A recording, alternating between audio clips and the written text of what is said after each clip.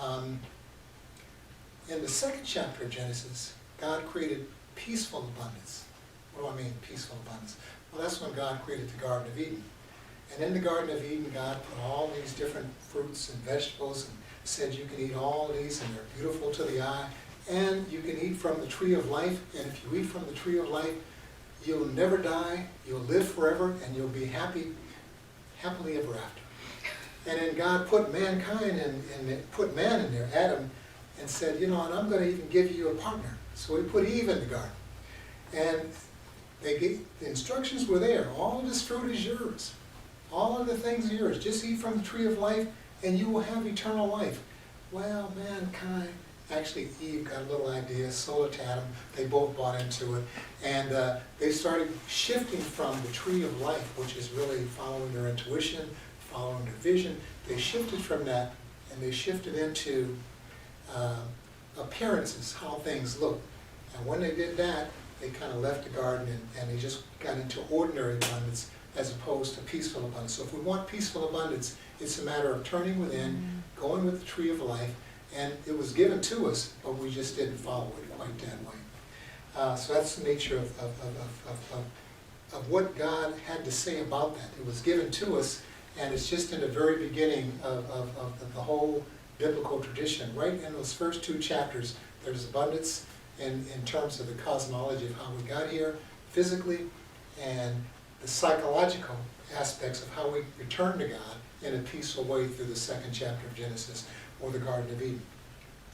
Now, let me take this subject of abundance and put it into a couple of categories to help us maybe deepen it just a bit. And this will not be a total revelation, but let me just talk about abundance on 4 different levels.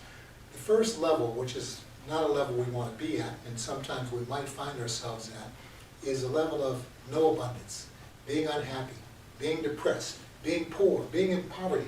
That's kind of the low extreme of abundance, where we're just totally a victim of other people's, of circumstances.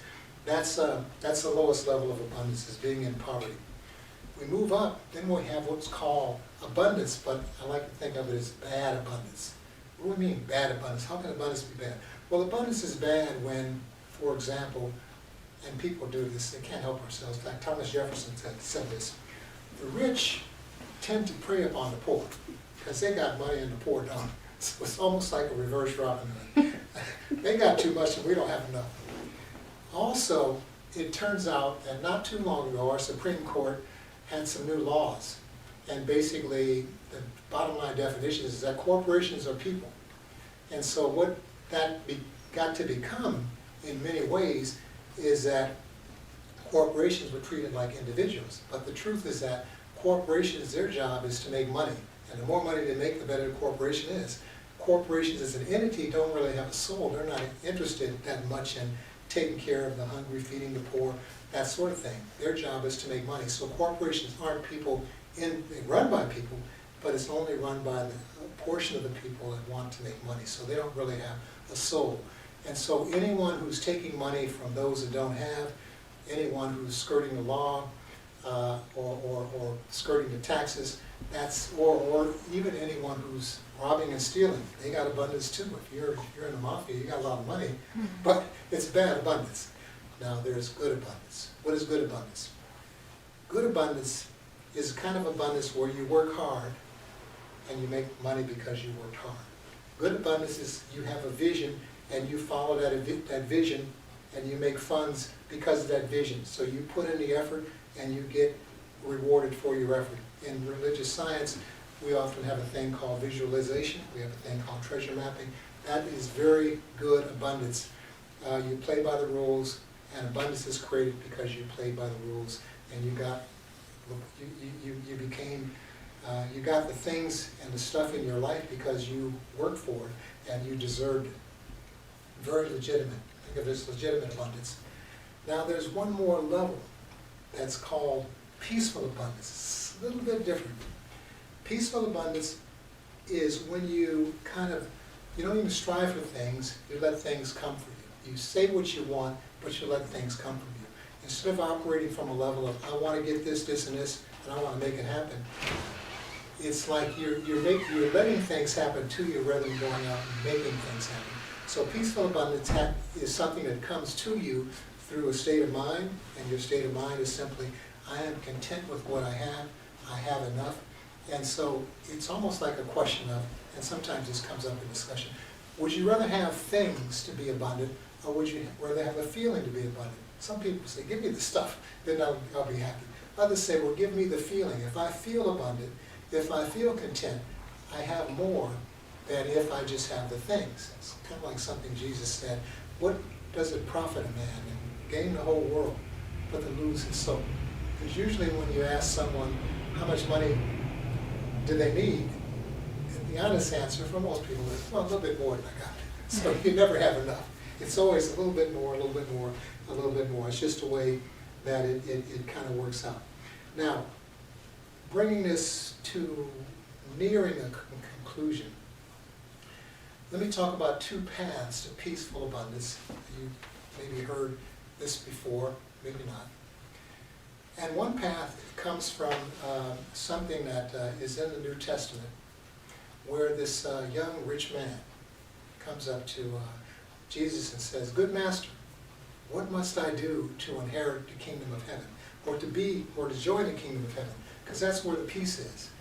And Jesus said, well, follow all of the commandments, the laws of Moses and the newer commandments. I've done those since my youth. Oh, okay. Well, there's one more thing you need to do. What's that? Sell everything you have, give it to the poor, and follow me. The young man shook his head, put his head down. Well, I can't do that. So, that was his request for peaceful abundance. Now, we roll the clock forward a couple thousand years, and a middle-aged man comes up to the Dalai Lama and said, what must I do to step into nirvana? And that's because nirvana is equivalent to the kingdom of heaven, but it's in the Buddhist tradition. So in order to step into nirvana, and the guy remembered, there's this story from the New Testament where rich man had to give up all his possessions to join the kingdom of heaven and give it to the poor. Dalai Lama says, oh, no, you keep your money, keep your stuff, change your thinking. The universe can use your stuff. Thinking can change. Use it in a better way. And so, same philosophy, but a more pleasant way of doing it. It's almost like some of these billionaires are doing. Bill Gates is doing, Warren Buffett is doing. Warren Buffett is talking other billionaires into giving their money away as they make it home. Rather than just leaving billions to the family, give most of it away to various charities. And so, it's almost like they have the money, but their thinking has changed in a way that they're actually giving it away. That the game is in making the money, but they end up giving it away. Mm-hmm. That's sort of the modern version of peaceful abundance. Mm-hmm.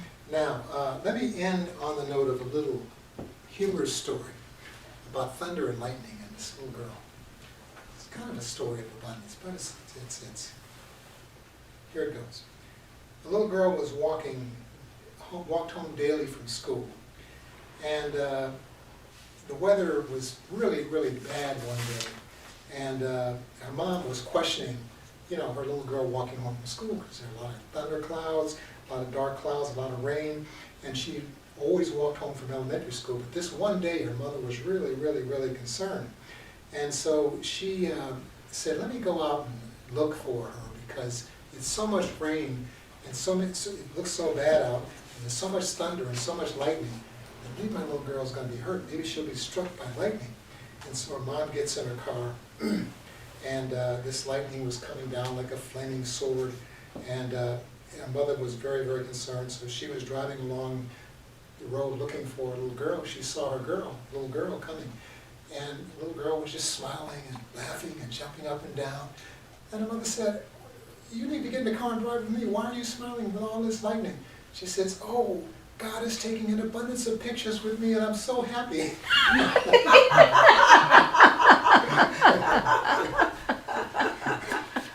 A little twist on abundance. So hopefully what you've gotten is a sense of the difference between abundance and peaceful abundance.